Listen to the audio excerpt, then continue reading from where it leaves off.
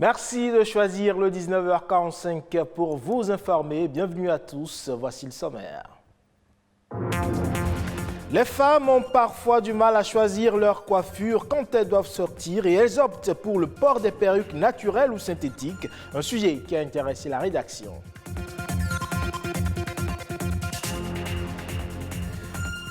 Et plus d'une espèce animale et végétale sur 3 est aujourd'hui menacée de disparition. Pour les spécialistes, leur protection est nécessaire pour ralentir leur diminution autour du globe. Et enfin, on parle de l'art oratoire qui permet de relater des récits dans le but d'instruire ou de distraire. Même s'il est aujourd'hui en voie de disparition, eh bien cet art occupe encore une place importante dans la société à travers les contes.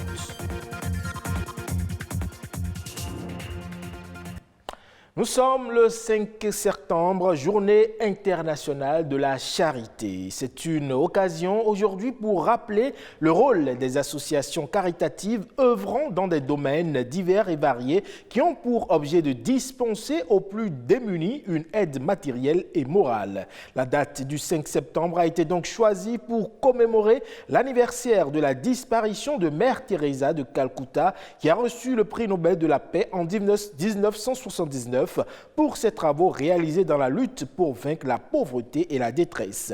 Il s'agit donc aujourd'hui de sensibiliser et de mobiliser les individus, les ONG et l'ensemble des acteurs impliqués dans le monde pour aider les autres à travers des activités bénévoles et philanthropiques. D'autant d'ailleurs que la charité permet un lien social réel et contribue à la création de sociétés plus inclusives.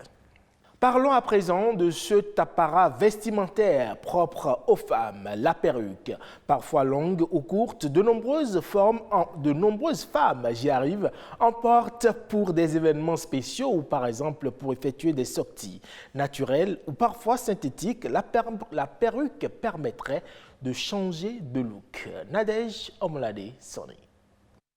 Confectionnées avec des mèches naturelles ou synthétiques, les perruques passent pour être la tendance actuelle chez les dames. Pas évident aujourd'hui de distinguer sur une tête bien coiffée une perruque d'une mèche tissée chez les dames. Dans les salons de coiffure, plus besoin de perdre des heures pour se faire belle. Seule la mèche est indispensable et le professionnel coiffe sur un mannequin le modèle voulu par la cliente. C'est un style qui semble être apprécié par bon nombre de femmes, mais qui n'est pas du goût de certaines d'entre elles. Moi, je préfère les perruques parce que quand je finis mes courses en ville, je rentre à la maison, je peux l'enlever et respirer tranquillement. Je n'aime pas les perruques parce que ça me donne la chaleur sur la tête. Et surtout, j'ai un petit enfant. Quand nous sommes en route ou sur la voie, elle peut toutefois tirer ça sur ma tête et ça va s'enlever. Ou si tu es sur Zem, si tu n'arrives pas à bien placer ça, ça tombe. De l'avis de ce patron d'un salon de coiffure de la place, la confection des perruques aurait un autre avantage qui pousse de nombreuses femmes à l'adopter. Le fait de tisser chaque fois les tissages sur la tête agit sur les crânes. Et non seulement ça, si tu ne sais pas faire les nattes des tissages, ça peut aussi casser tes cheveux. Avec la perruque, les femmes changent de tête autant qu'elles le désirent. Un style le matin et un autre le soir devient un jeu. Un changement qui n'est pas toujours bien vu par les hommes. Sans hésiter, je vous dis que j'aime la femme quand elle est naturelle. Donc je n'aime pas du tout les perruques et autres artifices qu'on ajoute à la beauté féminine. Ça dérange certains hommes, mais moi particulièrement, ça ne me dérange pas. Parce que si c'est la méthode pour la femme de se sentir à l'aise, moi, ça ne me dérange pas. Si la perruque permet à celles qui l'adoptent et aux professionnels de la coiffure de gagner en temps, le point de vue diverge quant à ce qui concerne leurs intérêts. Parfois, nous sommes au salon, il n'y a pas de clientes, mais les têtes, nous sommes entourés de têtes. Et nous sommes en train de coudre seulement que des perruques. Ça ne nous arrange pas. On préfère que les dames viennent se coiffer directement. Ça paye bien. Quand c'est confectionné en perruque, ça nous avantage. Pourquoi? Parce que le prix est élevé. D'accord?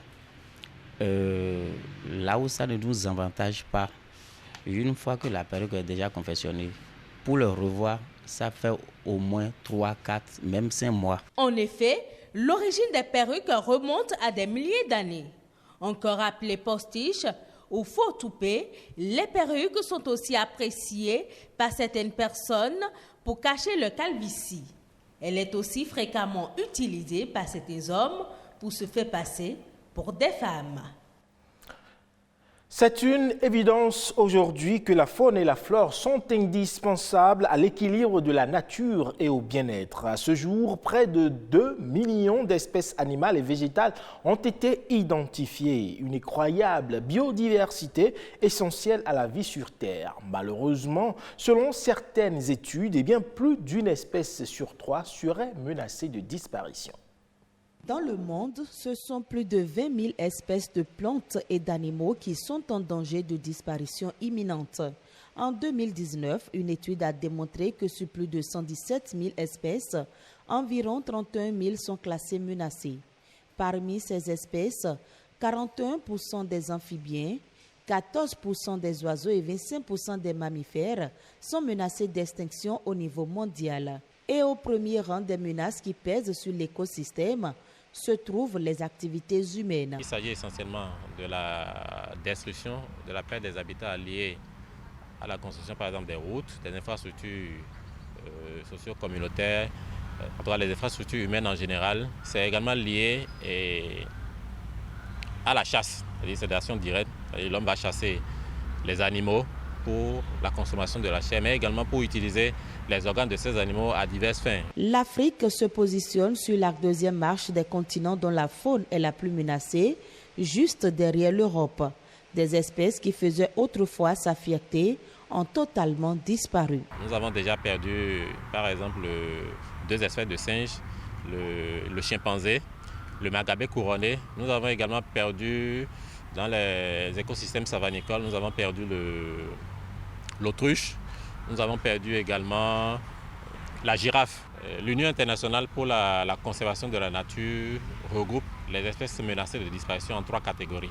La première catégorie regroupe les espèces vulnérables. Donc, ce sont des espèces qui, en fonction de la taille de leur population et de leur distribution, risquent de devenir menacées. Ensuite, nous avons les espèces en danger. Et en troisième lieu, nous avons les espèces en danger critique d'extinction. La disparition des espèces a un impact sur l'existence de l'homme. L'édition 2020 de la Journée mondiale des espèces menacées se tient dans un contexte de Covid-19. La pandémie peut faire penser que l'espèce humaine pourrait bien être une des prochaines concernées. C'est le contact de plus en plus fréquent de l'homme dans les milieux sauvages et le contact de l'homme avec les espèces sauvages qui accroît les risques que ces pathogènes puissent se transmettre à l'homme et lui créer des maladies. Pour éviter le pire, des actions urgentes doivent être menées. La conservation de la biodiversité, la protection des espèces menacées doit devenir un peu, disons, un engagement pour chaque citoyen pour dénoncer les auteurs qui font le commerce illicite de la faune sauvage. Il est courant de voir à Cotonou des espèces menacées mises en vente, que ce soit les perroquets youyou ou parfois même ce sont des pangolins.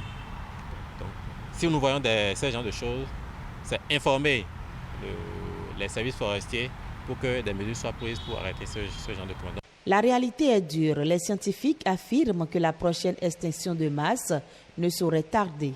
L'homme est donc appelé à protéger la vie et non pas l'endommager. Culture à présent. Qui dit conte dit art oratoire, ce moyen à travers lequel l'on peut transmettre des sentiments et des émotions. Jadis utilisé pour se divertir tout en éduquant, l'art oratoire au service du conte tend aujourd'hui à disparaître. Pourtant, nul n'ignore son rôle, son importance. Brice Agossadou revient ici sur le rôle et la place des arts de l'oralité au sein de la société. Les arts oratoires, c'est tout ce qui est en rapport au récit, à la voix. C'est l'art de communiquer, de transmettre, n'est-ce pas, une conviction, une idée, à travers la voix, à travers les gestes, à travers les émotions. Après, la colonisation faisant son chemin, Senghor principalement, et toute une catégorie d'écrivains ont connu l'écriture. Et ceux-là étaient les pionniers de la vraie oralité. Parce que c'est eux qui ont transcrit. C'est eux qui ont remis ce que les anciens disaient. Voilà, c'est eux qui ont mis ça dans des bouquins. Le rôle de l'art oratoire, c'est comme tout art. C'est de changer des comportements, n'est-ce pas? De décider, de permettre, n'est-ce pas, à ceux qui peuvent décider de décider.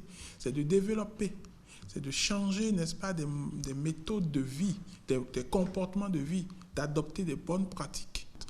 Ils ont toujours à la fin ou au début une leçon de morale.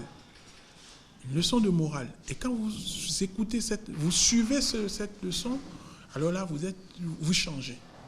Au moins, vous vous rappelez qu'il y a telle chose qui a été dite à un moment donné par tel orateur. Le conteur, sur des faits de société, peut se décider, n'est-ce pas, de parler, par exemple, de ceux qui brûlent le feu, ou ceux qui ne s'arrêtent pas au feu, voilà, vous comprenez, ceux qui urinent en pleine rue, vous voyez, ceux qui, voilà. Donc, forcément, ceux qui s'y intéressent et s'y collent changent.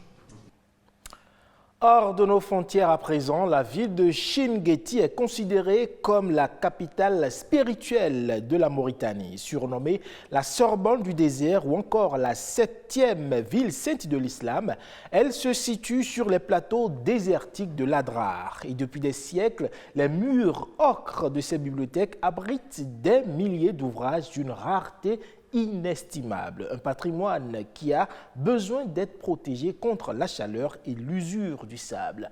Plus de précisions dans cet élément de nos confrères de France 24. C'était autrefois la capitale culturelle de la Mauritanie, au cœur du Sahara. C'est aujourd'hui une ville doucement endormie. Chinguetti, ses dunes ondulées, ses chameaux à la démarche nonchalante, ses hommes bleus qui jouent aux dames, et derrière ces murs de pierre, des trésors inestimables. 7000 manuscrits anciens, propriété de familles d'érudits. Ici, nous sommes chez moi. C'est la collection de ma famille, la famille Al-Ahmed Mahmoud. C'est exactement depuis 1699 ère chrétienne. Seif Islam veille fièrement sur les 400 ouvrages collectés par ses ancêtres et serrés dans sa petite pièce poussiéreuse. Des livres laissés au fil des siècles par des pèlerins sur leur route vers la Mecque ou ramenés des quatre coins du monde musulman à dos de dromadaire du temps de l'âge d'or des caravanes. Ici, vous avez la fameuse poésie arabe. Là, vous avez l'astronomie, l'astrologie scientifique. Donc et là, nous avons un livre de talisman, le plus petit de ma collection, un livre de poche, de voyage, très petit, très mignon.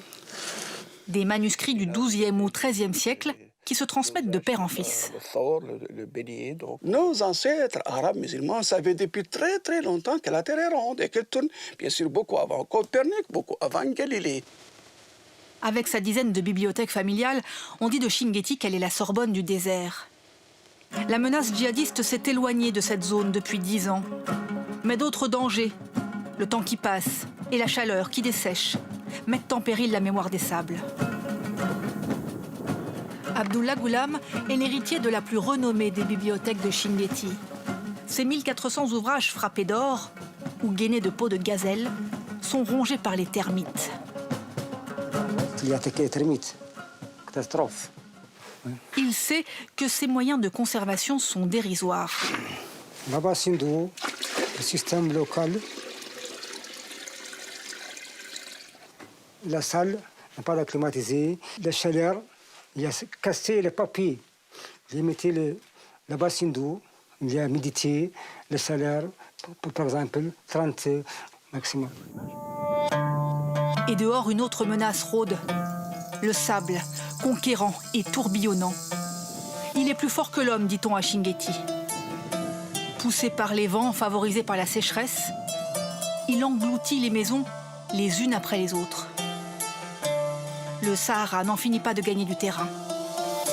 Et je vous amène au désert, à la frontière du désert. Mohamed Lemine est chargé de la conservation des bibliothèques. chaque jour. Encore la porte ici, elle est complètement enterrée. De nouvelles habitudes. Et il faut dégager tout ce sable pour pouvoir accéder. Cette maison a été construite en 1993 et il n'y avait pas un grain de sable. Vous avez maintenant la dune, elle monte à peu près à 50 cm ici, mais de l'autre côté, elle est pratiquement au niveau du sommet de la construction, qui a 3,50 m minimum de hauteur. Les maigres ceintures d'arbres plantés pour contrer l'avancée du désert semblent bien fragiles face à ces assauts implacables. Pour sauver les manuscrits de Chinguetti, Mohamed Lemine participe à leur numérisation. Voilà. Un travail minutieux et pour l'instant limité. Ça, c'est le tome 1. Difficile de convaincre les propriétaires de sortir les livres de leur bibliothèque. Alors qui prendra le relais de la mémoire? Les montagnes de sable rongent les livres, mais aussi les esprits. Pour la jeunesse de Chinguetti, l'avenir s'écrit plutôt dans les lumières de la ville que dans une petite pièce sombre du désert. Et c'est sur cet élément que prend fin ce 19h45. Merci pour votre aimable attention. Vous pouvez retrouver cette édition sur le site de l'ORTB, www.ortb.bj. À la prochaine.